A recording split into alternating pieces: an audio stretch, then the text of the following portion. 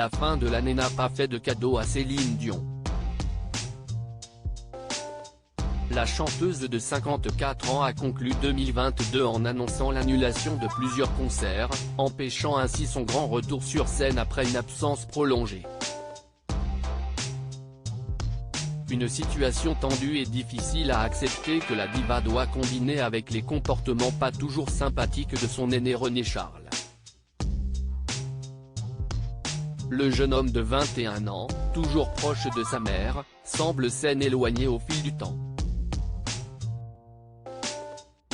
Fusionnels, mère et fils passent de moins en moins de temps ensemble, René Charles préférant profiter de son indépendance, passer du temps avec ses copains et flamber sa fortune. Selon les informations du magazine Closer, René Charles s'est fait happer dans la spirale infernale du jeu. Comme son regretté papa, il est devenu accro au poker et multiplie les paris en ligne qui mettent en danger son avenir, une addiction qui ronge les sangs de Céline qui envisage de le faire interdire de casino, précise l'hebdomadaire. Ce n'est malheureusement pas la seule chose qui cause du souci à sa maman. Toujours selon Closer, René Charles ne s'entoure pas des meilleures personnes d'après sa mère, il traîne avec des petites frappes du Nevada où il habite toujours après avoir quitté la maison de sa mère à Las Vegas. De quoi faire grandir les préoccupations de sa maman.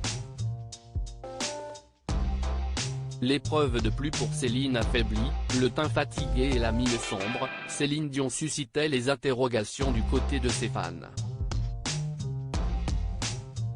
Des questions qui ont finalement eu leur réponse. J'éprouve des problèmes de santé depuis très longtemps et ce n'est pas facile pour moi d'y faire face. Récemment j'ai été diagnostiqué avec un trouble neurologique très rare dit en anglais Stiff Person Syndrome, syndrome de l'homme raide, qui atteint environ une personne sur 1 million.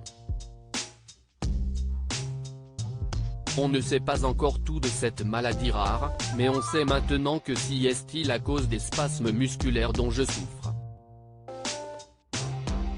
Céline Dion a donc été contrainte d'annuler les concerts qu'elle avait prévus pour son grand retour, dont son passage aux Vieilles Charrues, où elle a été remplacée au pied levé par Robbie Williams.